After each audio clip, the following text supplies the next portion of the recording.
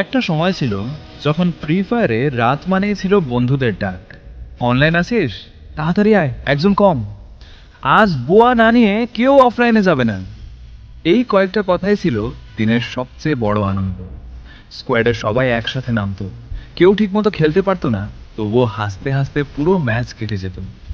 কেউ ভুল করে গ্রেনেড নিজের পায়ে মারতো, কেউ লুট করতে গিয়ে নক হয়ে যেত, আর বাকিরা হাসতে হাসতে তাকে বাঁচাতে দৌড়ে যেত। হারলেও মন খারাপ হতো না, কারণ আনন্দটা জয়ের চেয়ে অনেক বড় ছিল। রাত জেগে একের পর এক ম্যাচ, অসংখ্য অসংখ্য বুয়া, অগণিত স্ক্রিনশট, আর ভয়েস চ্যাটে হাসির শব্দ, সবকিছু যেন জীবনের একটা সুন্দর অধ্যায় ছিল। তারপর ধীরে ধীরে সব বদলে গেল। কেউ পড়াশোনায় ব্যস্ত হয়ে গেল, কেউ কাজ নিয়ে, কেউ সংসার নিয়ে। যে স্কোয়াড একসময় প্রতিদিন পূর্ণ থাকতো, সেখানে এখন সবাই অফলাইন। যে ভয়েস চ্যাট একসময় হাসিতে ভরে থাকতো, সেখানে এখন শুধু নীরবতা। আজও অনেক পুরনো খেলোয়াড় মাঝে মাঝে গেমে ঢুকে বন্ধুদের তালিকা দেখে।